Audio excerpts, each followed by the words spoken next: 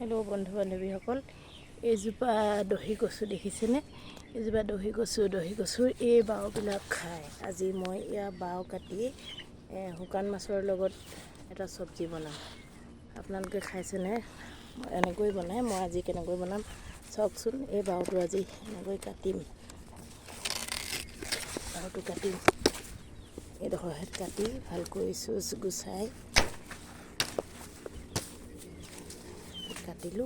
কাটি লৈ কেইবাটুকুৰা কাটি পিনি মই দহি কচুৰ লগত শুকান মাছৰ কেনেকৈ বনাই খায় আজি মই আপোনালোকক বনাম। চাই থাককচোন ভিডিঅ'টো শেষলৈকে। এইখিনি ধুই ল'লোঁ, ধুই লৈ ভালকৈ চুচখিনি গুচাই ল'লোঁ। ধোৱা আৰু চুচখিনি মই নেদেখুৱালোঁ আপোনালোকক। আলু কাটি ল'লোঁ, পিঁয়াজ লৈছোঁ, নহৰু আৰু আদা পিচা লৈছোঁ, তেজপাত লৈছোঁ আৰু কেইটামান জলকীয়া লৈছোঁ। যিহেতু ইয়াত জলকীয়া দি বনাম মই জ্বলা ভাজি।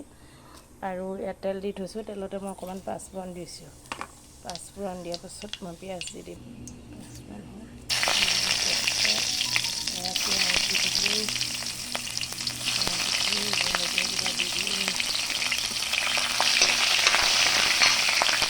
ৰঙাকৈ পিঁয়াজখিনি ভাজি ল'লোঁ, আদা নহৰুখিনি দি দিলোঁ।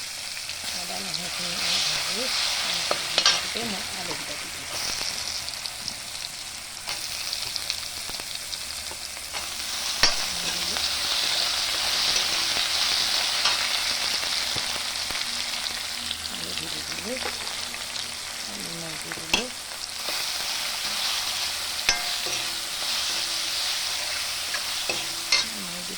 অকণমান জিৰা পাউডাৰ দি দিছোঁ।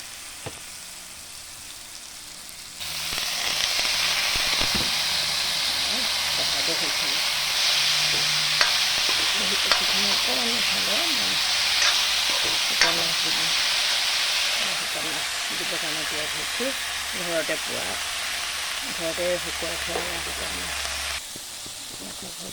ভজা হোৱাৰ কাৰণে এয়া শুকান মাছখিনি দি দিম।